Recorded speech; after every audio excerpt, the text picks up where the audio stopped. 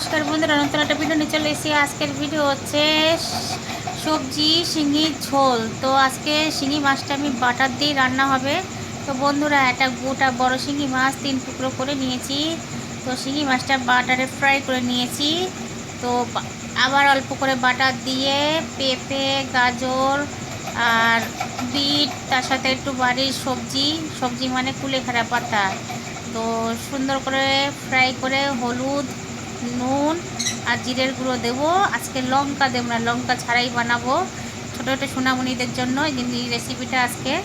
তো দেখুন বন্ধুরা, এইভাবে আমার হয়ে গেছে কষানো, হালকা পাতলা কষিয়েছি, খুব একটা না। তো এই যে মাছের ঝোল আমার কমপ্লিট। গন্ধটা যা বেরিয়েছে না বাটারের, কি বলবো। তো সবার জন্যই এটা সুস্বাদু একটা খাবার।